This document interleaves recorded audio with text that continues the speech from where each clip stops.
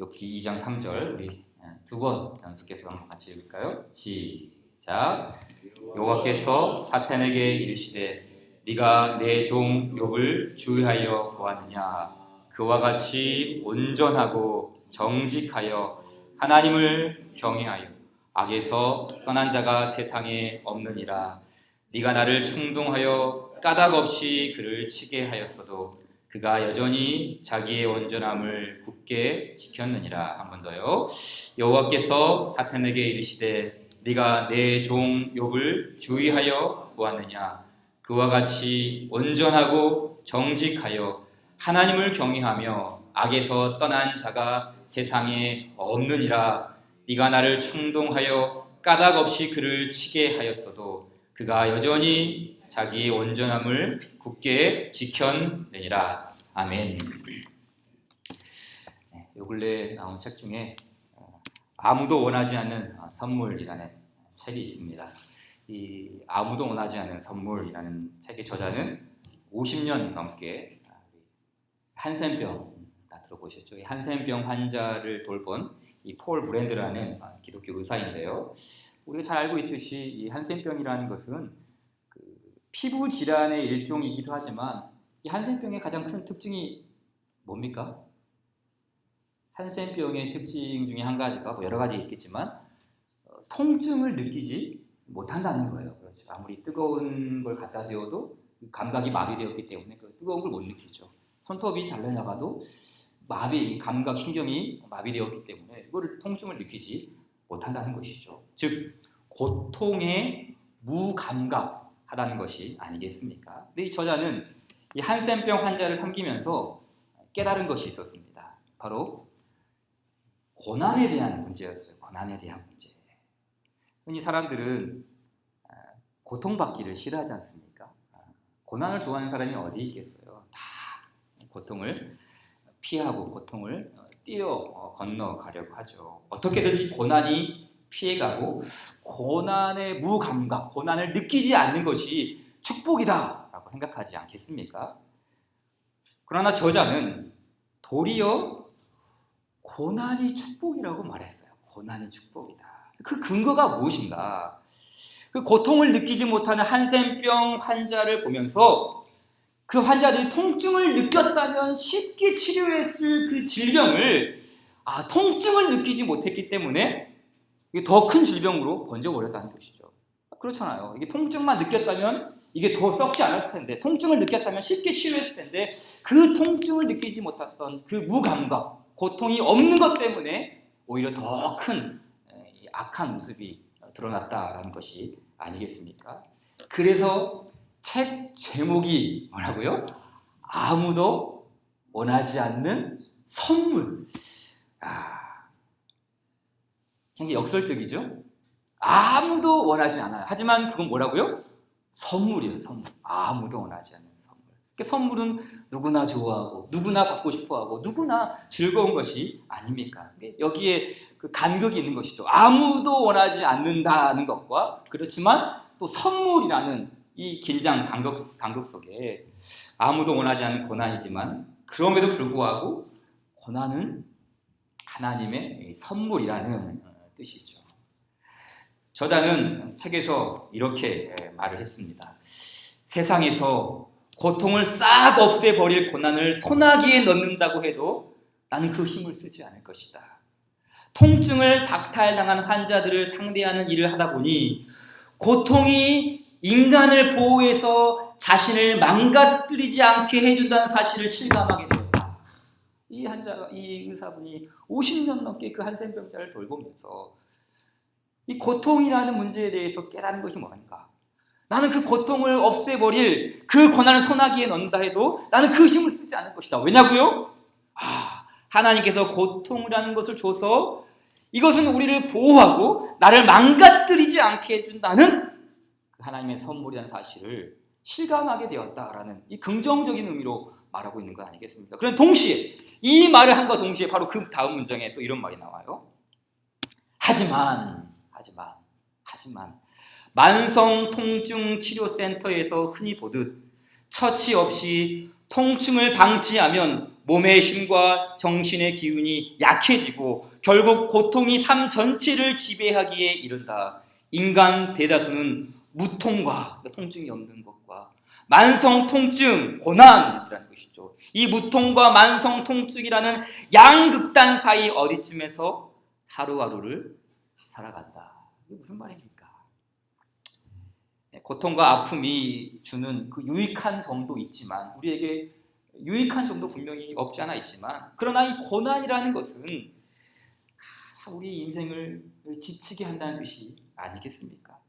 그래서 인간들은 무통, 고난이 없는 이 고난이 없는 삶을 추구하기도 하며 동시에 만성 통증이라는 큰 고난 사이에서 하루하루를 살아간다라고 말하는 것이죠. 자, 그렇다면 우리가 이 성경에서 아무도 원하지 않는 선물과 가장 깊은 관련이 있는 한 사람을 꼽으라 한다면 당연히 누가 떠오릅니까? 바로 오늘 본문 말씀에 나오는 이 욥이죠. 욥. 참 욥이라는 사람은 누구나 원하는 선물이죠. 누구나 원하는 선물을 하나님께로부터 가장 많이 받은 사람 중에 한 사람이죠. 우리 욥기 1장 10절 한번 같이 읽어볼까요? 시작. 주께서 그와 그의 집과 그의 모든 소유물을 울타리로 두르심 때문이 아니니까 주께서 그의 손으로 하는 바를 복되게 하사 그의 소유물이 땅에 넘치게 하셨음이니이다. 그랬어요. 자, 이 하나님과 사탄과의 대화 속에서 나온 욥에 대한 설명인데 주께서 그와 첫째 그와 욥 자신이죠. 그와 두 번째는 그의 집, 번석, 가정, 그들의 자녀들 두 번째 세 번째는 뭡니까? 그의 모든 소유물을 어떻게 하셨다고요? 울타리로 두르셨다. 참 기가 막힌 말씀이죠. 뭡니까? 이거 누구나 원하는 선물이에요. 누구나 원하는 선물. 나도 이 선물 갖고 싶다. 그를 지키시고 그의 집을 지키시고 그의 모든 소유물을 울타리로 두르시는 놀라운 은혜, 이 복. 삼중 축복이죠. 삼중 축복. 그와 그의 집과 그의 모든 소유물. 3이라는 숫자, 완전 숫자가 아닙니까? 성경에서. 이 큰 축복을 이 욥이 누린 것이죠. 저도 참 지금까지 많은 교회는 아니지만 여러 교회를 섬겨오면서 우리 성도들 중에 이런 삼중의 축복을 받는 사람들이 꽤 있더라고요. 하나님께서 그 사람을 지켜주시고 그의 가정들을 복되게 하시고 그의 모든 소유물들을 울타리로 두르셔서 이렇게 삼중의 복을 받는 성도들 꽤 있습니다. 이와 같은 삼중의 복을 받았던 게 욥. 누구나 원하는 선물을 다 받았어요. 이 욥은. 그런데 이 삼중의 복이 삼중의 고통으로 뒤바뀝니다. 그렇죠? 여러분이 가지고 있는 성경 상식을 잘 동원해 보세요. 말씀 보지는 않겠지만 어떻게 됩니까? 욥이 가지고 있던 모든 소유물이 썸물 빠지듯이 싹 다 빠져버립니다. 그렇죠? 1장 13절 이하에 나오죠. 그의 모든 소유물, 울타리로 두르고 계셨는데 이 울타리를 걷자 그의 모든 소유물이 싹 빠져버립니다. 그 다음 두 번째, 그의 자녀들이 어떻게 됩니까? 그렇죠. 다 멸망당합니다. 더 나아가 욥 자기 자신은 어떻게 됩니까? 그 저주의 상징이라고 할 수 있는, 성경에는 나병이라고 나와 있지는 않지만 그 피부병, 그 기와장으로 긁지 않습니까? 그 질그릇으로 자신의 몸을 긁거든요. 그게 뭐예요? 저주의 상징인 나병과 비슷한 그 질병을 이 욥이 받았다는 것이죠. 아무도 원하지 않는 선물을 받은 거예요. 아무도 원하지 않는 선물. 자, 그럼 생각해 보자고요. 욥은 아무도 원하지 않는 선물을 왜 받았습니까? 욥이 그 선물을 받은 이유가 무엇입니까? 미국의 팀 켈러라는 목사님이 성경에 나오는 고통을 4가지로 분류를 해봤는데 욥은 이제 어디에 해당되는지 한번 볼까요? 자, 첫째는 자기 죄에 대한 결과로서 오는 고통이 있죠. 그렇죠? 성경 분명히 이 고통의 문제를 자신의 죄 때문에 당하는 고통이 있다고 말하죠. 대표적으로 아담, 그렇죠? 아담. 또 누가 있습니까? 다윗, 그렇죠? 밧세바를 범하고 우리아를 죽인 이후에 당하는 고통 있죠. 또 요나, 그렇죠? 요나 선지자 역시 하나님께 불순종함으로써 깊은 바닷속에서 그 주님의 책망을 받아야 하는 이 고통을 자기의 죄에 대한 결과로서 받은 고통이 아닙니까? 두 번째 고통이 나오는데, 두 번째는 잘못은커녕 오히려 의롭기 때문에 당하는 고통도 있죠. 그렇죠? 성경에서 말하는 고통은 우리가 잘못하지는 않았지만 오히려 의롭기 때문에 당하는 고통. 뭐 예를 들면 바울 사도, 또 우리가 큐티했던 에레미야 선지자 같은 그런 선지자 아닙니까? 하나님의 말씀을 전하다가 오히려 진리를 선포하다가 핍박을 받지 않습니까? 세 번째 고통은 어떤 종류의 고통이 있습니까? 자연적 상실에서 오는 고통이죠. 자연적으로. 예를 들면 마르다와 마리아의 오라버니 나사로가 죽지 않습니까? 그 자연적 상실, 사랑하는 사람과의 관계를 잃어버리는, 죽음으로 이별해야 되는 이 가족을 잃고 괴로워하는 자연적 상실에서 오는 고통, 이것도 성경에서 말하는 고통이지 않습니까? 그럼 네 번째 성경에서 말하는 고통은 또 어떤 고통이 있습니까? 신비로서의 고통이죠. 신비로서의 고통. 그렇죠. 그러니까 우리가 우리의 이해를 넘어서는, 우리의 생각의 틀에서 그걸 받아들일 수 없는, 우리의 생각을 뛰어넘는 신비로서의 고통이 있다는 것이죠. 대표적으로 욥 혹은 시편 기자들 중에 더러 이런 말씀들이 있지 않습니까? 그러니까 이 욥이 당한 고통이 바로 신비로서의 고통이라는 것이죠. 자, 오늘 본문 말씀이었던 2장 3절을 다시 보세요. 2장 3절을 이 신비로서의 고통이라는 렌즈를 끼고 어떤 말이 나오는가 한번 읽어볼까요? 2장 3절 시작. 여호와께서 사탄에게 이르시되 네가 내 종 욥을 주의하여 보았느냐? 그와 같이 온전하고 정직하여 하나님을 경외하며 악에서 떠난 자가 세상에 없느니라. 네가 나를 충동하여 까닭 없이 그를 치게 하였어도 그가 여전히 자기의 온전함을 굳게 지켰느니라. 자, 여기 보십시오. 욥이 받은 고난은 까닭이 없었어요. 그렇죠? 까닭 없는 고난이었어요. 즉 인간의 이해를 넘어서는 신비의 영역이라는 것이죠. 자신의 죄 때문에 받는 고난도 아니요, 불순종했기 때문에 받은 고난도 아니요, 오히려 악에서 떠나고 온전하고 정직하고 온전함을 굳게 지킨 자가 까닭 없이 고난을 받은 것 아니겠습니까? 반면에 이 욥이 살았던 시대에 사람들이 생각했던 고난의 이유가 있습니다. 여러분, 사람들이 생각했던 고난의 이유가 뭡니까? 아주 간단합니다. 사람들이 생각했던 고난의 이유는 인, 과, 보, 이거죠. 인과 음보죠. 뿌린 대로 거두는 것이죠. 우리 욥기 4장 7절 말씀 보십시오. 여기 이제 욥과 친구들과의 대화에서 나오는 말씀인데, 생각하여 보라. 아주 유명한 말이죠. 죄 없이 망한 자가 누구인가? 그렇죠. 죄 없이 망한 자가 누구인가? 정직한 자의 끊어짐이 어디 있는가? 내가 보건대 악을 밭갈고 독을 뿌리는 자는 그대로 거둔다라고 하죠. 이게 뭡니까? 인과 음보. 욥의 친구들. 그 시대에 가졌던 사람들이 말하는, 생각하고 있는 고난의 이유, 고통의 이유가 뭔가? 그 뿌린 대로 거두는 거 아니냐, 이런 거 말하는 거 아니겠습니까? 그래서 이 말을 새 번역 성경 보니까 이렇게 했어요. 잘 생각해 보아라. 죄 없는 사람이 망한 일이 어디 있느냐? 정직한 사람이 멸망한 일이 있더냐? 내가 본 대로는, 그러니까 내 생각에는, 자신의 견해를 말하는 것이죠. 내 견해는 악을 갈아 재난을 뿌리는 자는 그대로 거두라. 그러니까 욥, 잘 생각해봐. 너 얼마 죄 지은 거 있지 않니? 이런 말 하고 있는 것 아니겠습니까? 또한 욥의 친구인 엘리바스라는 한 사람도 그 한마디 하는데요. 우리가 잘 알고 있는 아주 유명한 구조, 욥기 말씀에 다 알 거예요. 우리 식당이나 어디 우리 교인들 사업장 같은 데 보게 되면 이런 글씨가 있죠.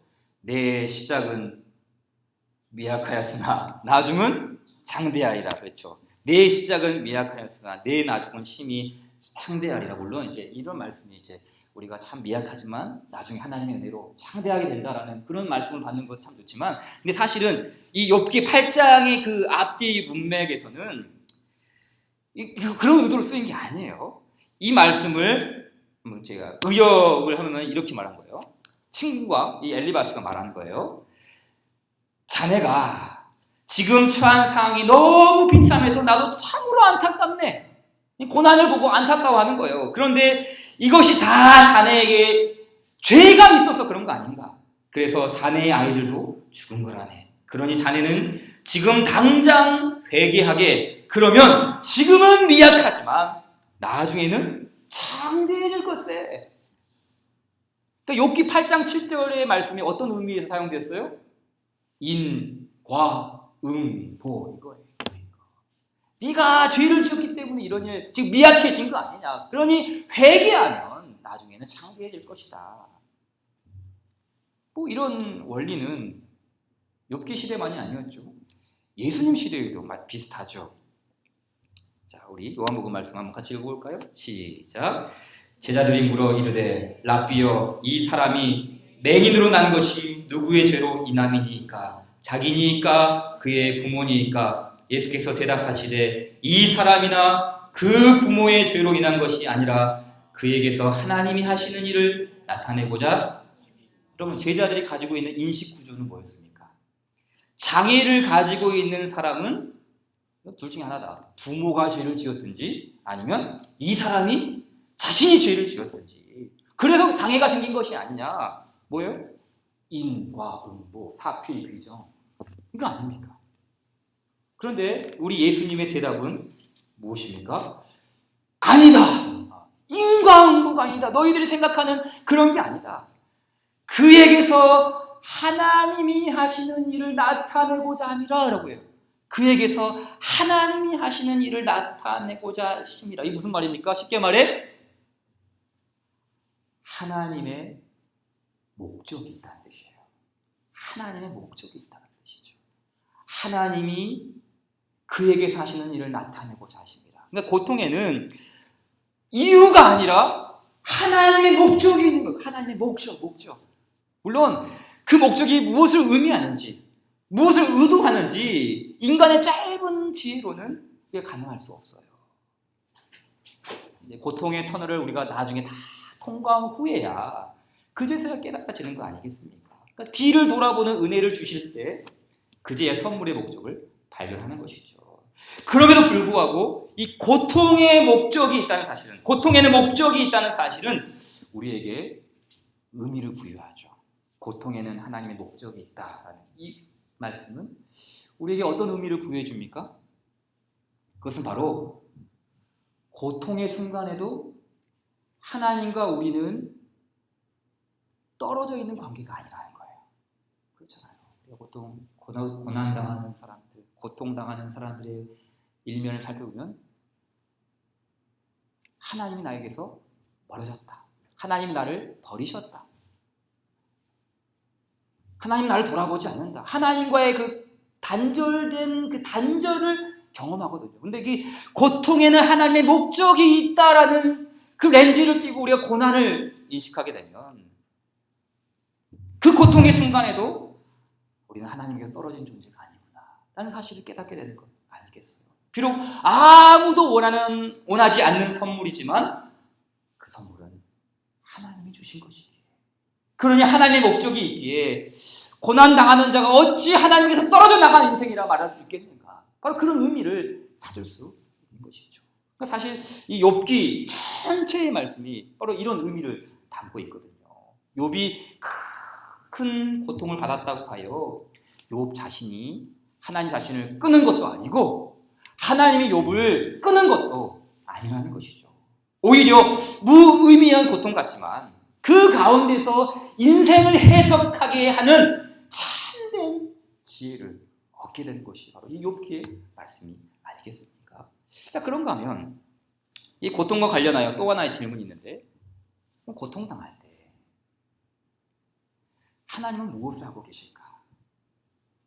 주님의 백성들이 이 고난을 경험하고 고통이라는 원하지 않는 선물을 받을 때 그럼 하나님은 무엇을 하고 계시는가? 그럼 하나님 뭘 하고 계실까요?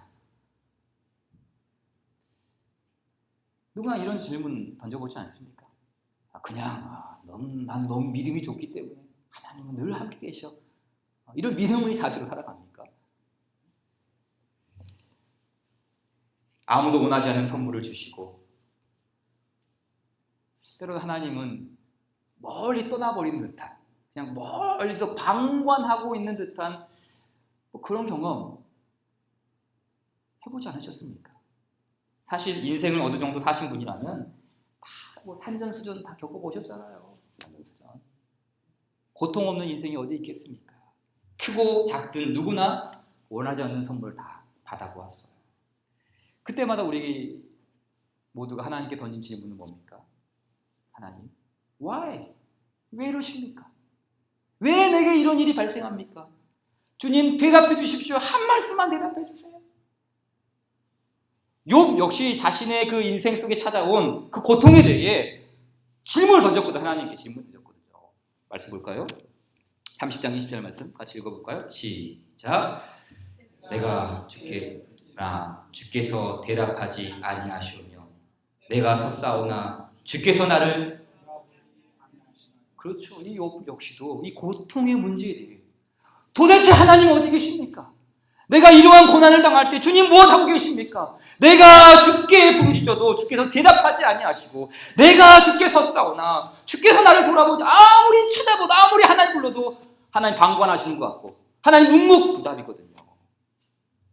사실 그 아무도 원하지 않는 선물을 받을 때 가장 힘든 현실이 뭡니까? 사실 그 고통이라는 것 자체가 힘든 게 아니라 우리 믿는 사람들은 그 고통 속에서 하나님이 침묵하실 때 그때 가장 힘들어요. 가장 힘들어요. 왜 내게 이런 아픔과 고난이 찾아오는가? 하나님 한 말씀만 대답해 주십시오라면 속이 후련할 텐데 아무런 대답이 없으시죠. 멀리 계신 하나님 같아요. 그게 가장 힘든 거 아니겠습니까? 시편 기자 역시 동의했어요.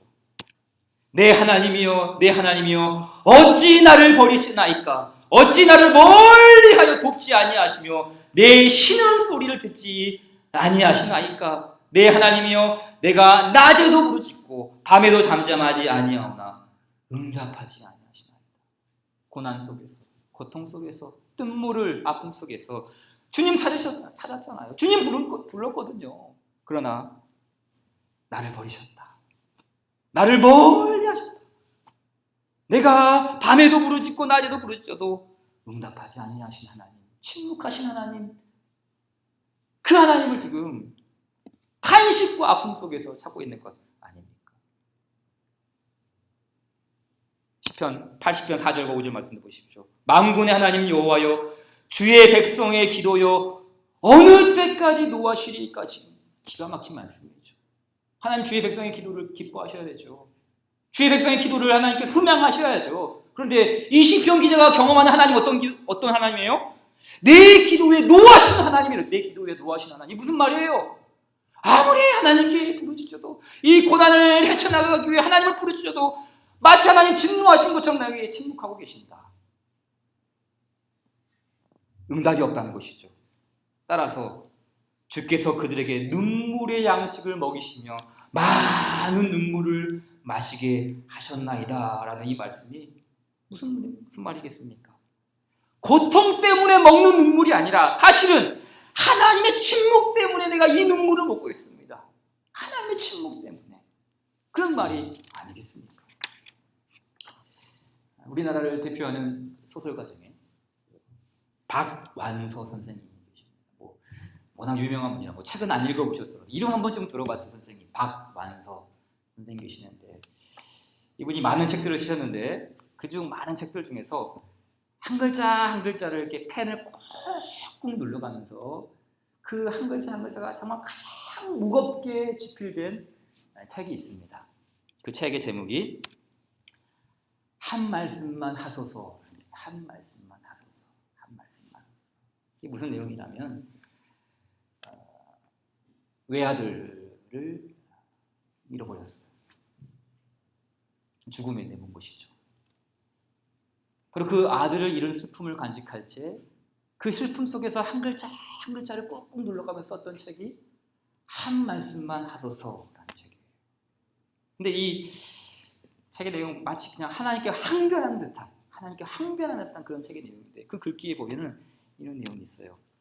이 세상에 진리의 말씀이 사람 수요보다 많다고 해도 내 마음의 껍질을 뚫고 들어와 속마음을 울리는 한마디 외에는 다 부질없는 빈말인 뿐일 것을, 세상이 아무리 많은 사람과 좋은 것으로 충만해 있어도 내 아들 없는 세상은 무의미한 것처럼.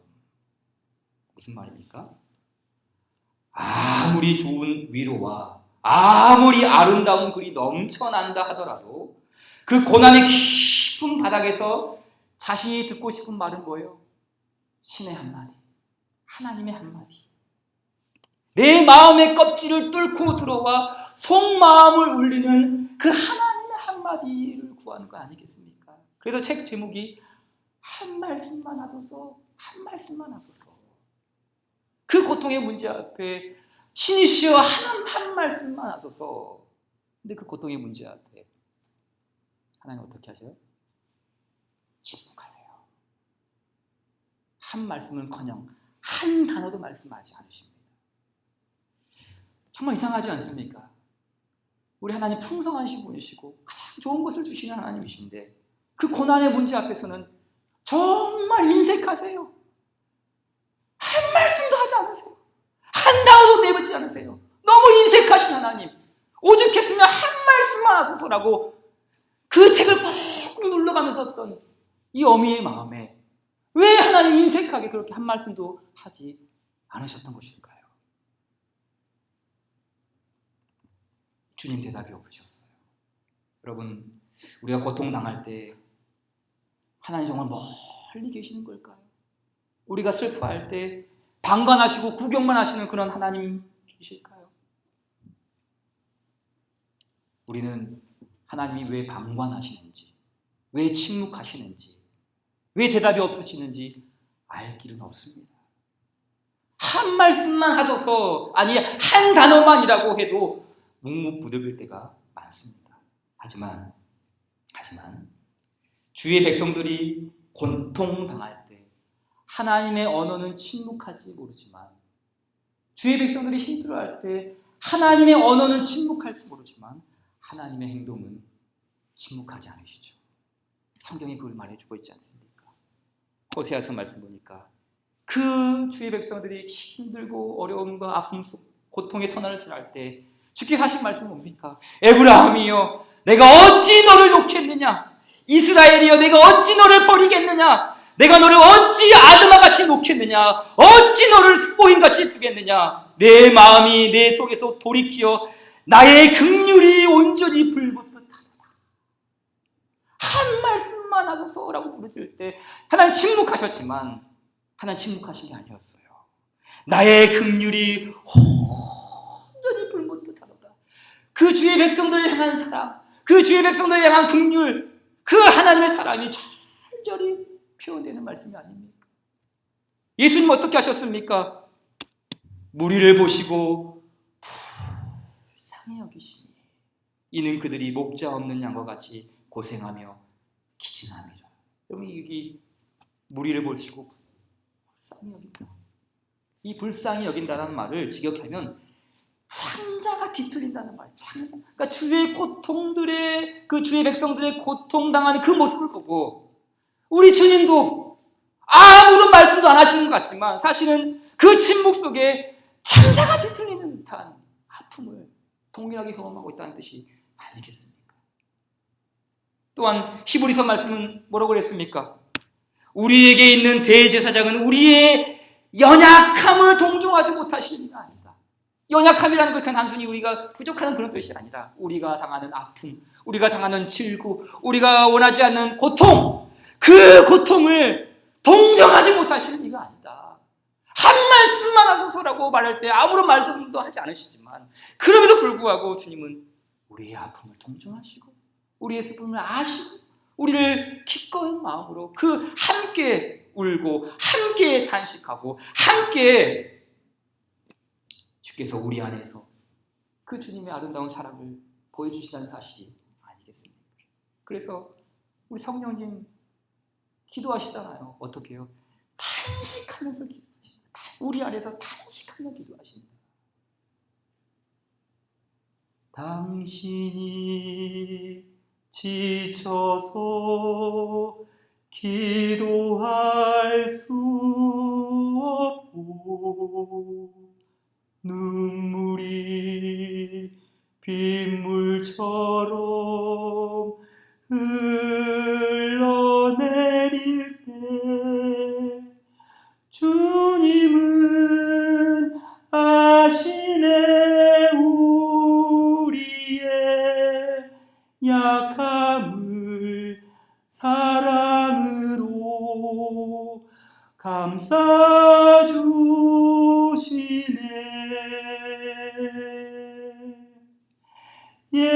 예수님 널 위하여 예수님 기도하네. 내가 홀로 외로워서 마음이 무너질 때 예수님 널 위해 기도하네.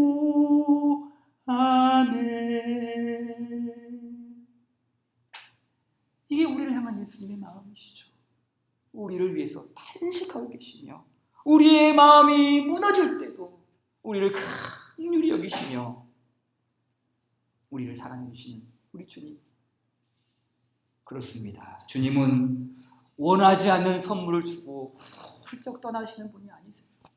도리어 고통당할 수 없는 그 초월자 하나님께서, 고통이라는 것을 모르시는 그 하나님께서 오히려 우리의 고통을 끌어안으시고 우리와 함께 우시고 함께 아파하시고 함께 공감하시는 분이 우리 아버지 하나님이십니다. 마지막으로 이 아무도 원하지 않는 선물, 그 결국에 대해서 한번 살펴보겠습니다. 여러분, 까닭 없이 당하는 이 고통의 마지막은 무엇입니까? 까닭 없이 당하는 이 고통의 마지막, 결국은 무엇이죠? 우리 욥기의 말씀을 가장 잘 대변해주는 구절이라고 할까요? 그게 이제 그 말씀이에요. 잠언 17장 3절 말씀인데요. 우리 한번 같이 읽겠습니다. 시작. 도가니는 은을, 풀무는 금을 연단하거니와 여호와는 마음을 연단하시느니라. 아멘. 아버지 볼까요? 우리가 알고 있듯이 이 잠언은 지혜에 대한 말씀이지 않습니까? 지혜. 그러니까 하나님을 경외하는 것이 지혜의 근본이라 하지 않았습니까? 그런데 이 지혜는 머리에서 얻어지는 것이 아닙니다. 학습이나 정보를 통해 여호와를 경외합니까? 아닙니다. 그럼 지혜는 머리가 아니라 어디에 자리 잡습니까? 마음이에요. 마음.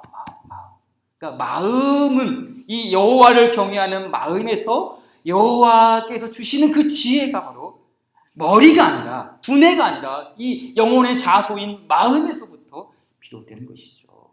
마음에서부터 여호와를 경외함이 나오고 이 중심에서부터 여호와를 신뢰함이 나옵니다. 그래서 여호와는 마음을 연단하신다고 했어요. 마음을 연단하신다. 그러니까 도가니는 은을, 풀무는 금을 연단하다고 하잖아요. 그러니까 성경에서 풀무, 도가니 이거 다 뭘 의미해요? 고난. 도가니 같은 고난, 풀무 같은 고난, 그 맹렬한 고난, 그 맹렬한 고난 속에서 저절로 우리가 주를 경외하는 것이 아니라 아무도 원하지 않는 그 선물인 고난을 통해 우리가 주를 경외할 수 있게 한다는 뜻이 아니겠습니까? 그래서 여호와는 마음을 연단한다. 그 고난이라는 것을 통해 아무도 원하지 않는 고통이라는 선물을 통해 여호와를 경외할 수 있는 마음으로 우리를 빚어가신다는 그런 의미죠. 그래서 나중에 욥이 이제 욥기 한 40장 이후에 보게 되면 고백을 하죠. 욥기 42장 3절 말씀을 세 번역으로 한번 읽어볼까요? 욥의 고백이 어떻게 나오는가? 한번 같이 읽읍시다. 시작. 주님께서는 못하시는 일이 없으시다는 것을 이제 저는 알았습니다. 주님의 계획은 어김없이 이루어진다는 것도 저는 깨달았습니다. 잘 알지도 못하면서 감히 주님의 뜻을 흐려놓으려 한 자가 바로 저입니다. 깨닫지도 못하면서 함부로 말을 하였습니다. 제가 알기에는 너무나 신기한 일들이었습니다. 그러니까 이 욥 자신도 하나님께 항변했거든요. 하나님, 저는 인과응보 때문에 당하는 고난이 아닙니다. 하나님 아시지 않습니까? 자신이 왜 이런 고통을 당하는지, 도대체 무엇이 잘못됐는지 욥 자기 자신도 자신의 지혜로 판단하려고 한 거예요. 자신의 지혜로. 내 경험에 의해서, 내 가치에 의해서, 내 기준에 맞게 내 고통의 문제를 해결하려고 했던 것이죠. 그러나 마음의 연단을 통해 도가니는 은을, 풀무는 금을, 여호와는 마음을 연단하시는데 그 마음의 연단을 통해 그는 신앙과 인생을 재해석하게 되죠. 참된 지혜를 얻게 됩니다. 그래서 이 말씀을 한 다음에 나오는 구절, 그 유명한 구절이 있죠.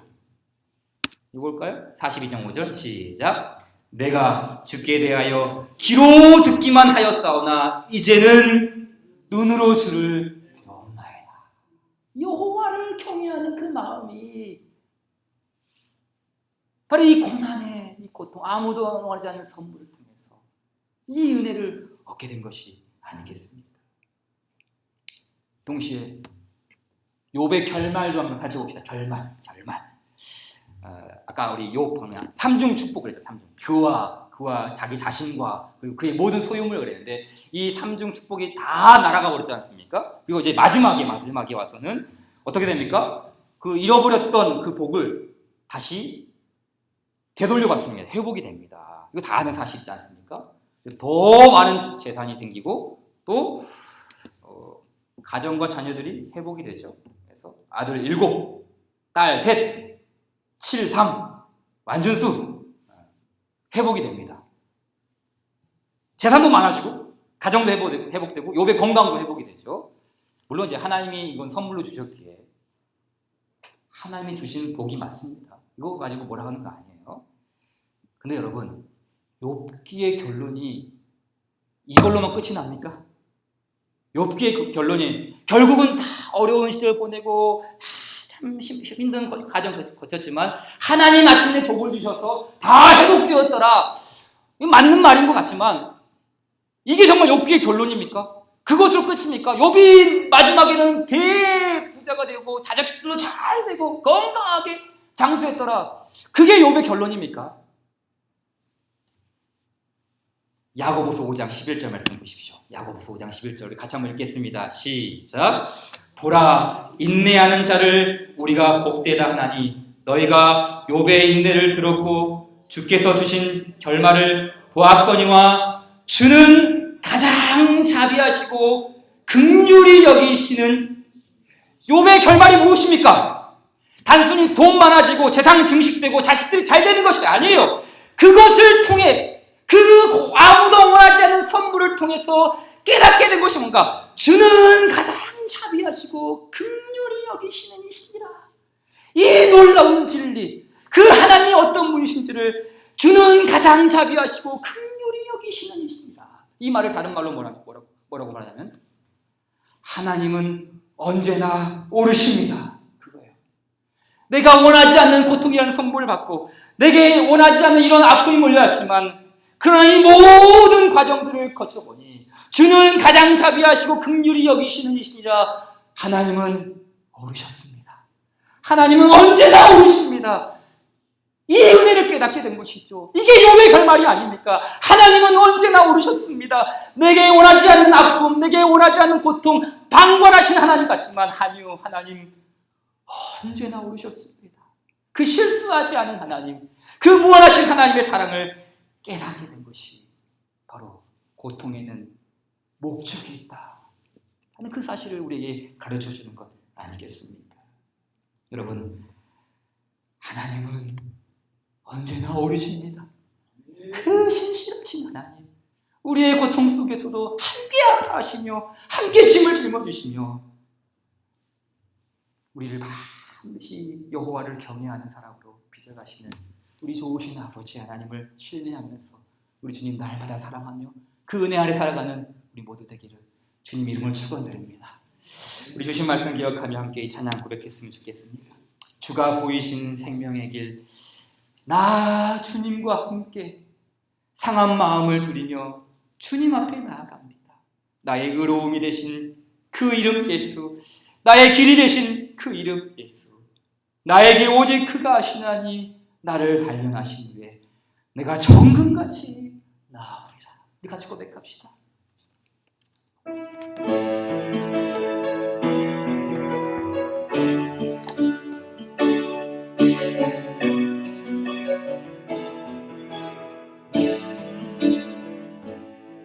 주가 보이신 생명의 길, 나 주님과 함께 상한 마음을 들이며 주님 앞에 나가리. 나의 의로움이 되신 주 그 이름 예수, 나의 길이 되신 이름 예수, 나의 길 오직 그가 하시나니 나를 단련하신 후에 내가 정금같이 나오리.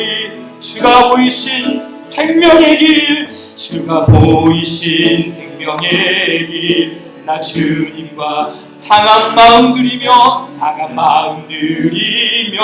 주님 앞에 나의 의로움이 되신 주님, 나의 의로움이 되신 주 그 이름 예수, 나의 길이 되신 이름 예수, 나의 길 오직 그가 하시나니 나를 단련하신 후에 내가 정금같이 나의 길 오직 그분만이 아십니다. 나의 길 오직 그가 하시나니 나를 단련하신 후에 내가 정금같이 나오리. 다시 한번 우리 주께 나의 길 오직 그가 하십니다. 나의 길 오직 그가 하시나니 나를 단련하신 후에 내가 정금같이 나오리. 우리 목소리로만 고백합시다. 나의 길 오직 그가 하시나니 나를 단련하신 후에 내가 정금같이 나오리라.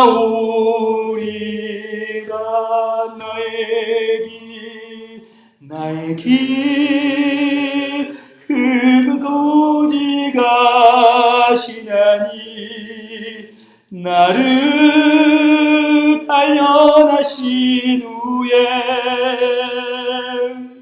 내가 정금같이 나오리라. 기도합시다. 또가 아니는 은을, 풀무는 금을 연단하거니와 여호와는 마음을 연단하시느니라. 여호와는 마음을 연단하시느니라. 여호와는 마음을 연단하시느니라. 주님, 아무도 원하지 않은 그 성립을, 주님의 그 목표하신 바를 위하여, 그 목적하신 바를 이루기 위하여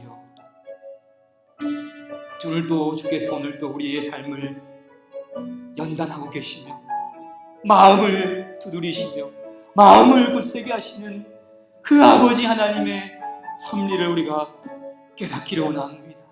주여 우리에게 우리의 나를 계수할 수 있는 지혜를 주시옵시고 우리의 모든 삶을 주관하시는 그 여호와의 지혜를 깨닫게 하여 주시옵소서. 오 아버지 하나님, 이 어두운 터널을 지나는 고통의 순간 속에서도 주여 우리가 깨달을 것이 무엇인지를 알게 하여 주시고 우리가 어느 길로 가야 할지 우리가 낙심되고 우리가 주저앉을지라도 그 고통 속에서 방관하고 계시며 한 말씀만 하소서 침묵하시는 그 순간 속에서도 우리를 결코 버리지 아니하시고 우리와 함께 울며 함께 아파하시며 함께 공감하시는 우리의 아버지 하나님 신뢰하며 더욱더 주님 사랑하며 살아가는 우리 모든 심령들 되게 하여 주시옵소서. 주여 우리를 도와주시옵소서. 내가 정금과 같이 나오게 하여 주시옵소서. 우리 다 함께 기도하겠습니다. 오 아버지 하나님 감사합니다. 주님 여호와는 마음을 연단하십니다. 도가니는 눈을 불무는 금을 연단하거니와 여호와는 마음을 연단하시며 우리가 까닭없이 당하는 고난이라 할지라도 우리가 당하는 애매한 고난 속에 있더라도 아버지 하나님 주님의 그 섭리를 깨닫는 지혜를 주시옵시고 오 아버지 하나님의 놀라우신 사랑과 하나님 우리를 빚어가시는 그 귀하신 아버지의 사랑의 풍성함을 깨닫게 하여 주시옵소서. 주는 가장 자비하시고 긍휼히 여기시는 이시니라. 그 하나님을 경험하게 하여 주시옵소서. 아버지 하나님은 언제나 오르셨습니다. 하나님은 언제나 오르십니다. 앞으로도 오르실 것을 확신하오니 아버지 오르신 하나님께서 우리의 모든 삶을 올바르게 인도하여 주시옵시고 하나님 아버지 주님 우리의 삶을 주장하여 주시기를 간절히 바라옵고나오니 하나님 도우시고 인도하여 주시옵소서. 오 나의 길 오직 그가 지나니 나를 단련하신 후에 내가 정금같이 나오리라. 주님 주여 우리를 도우시옵소서. 우리에게 힘을 주시옵시고 이 고난 속에서도 이 연단 속에서도 힘을 잃지 않고 나아갈 수 있는 주님의 새 힘을 부어주시옵소서. 오 아버지 하나님 우리에게 은혜를 베풀어 주시옵소서. 오 아버지 도와주시옵소서. 하나님 아버지 도와주시옵소서. 주님 감사합니다. 아버지 주께서 도우시옵소서. 하나님 아버지 감사합니다.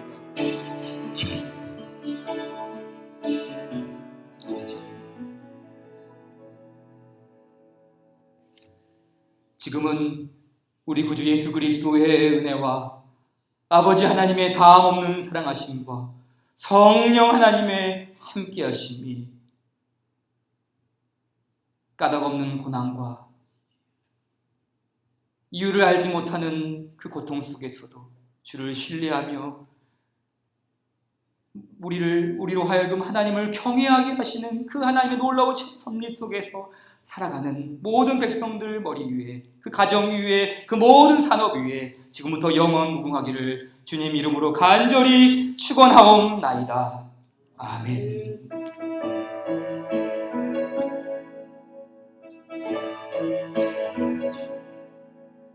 주님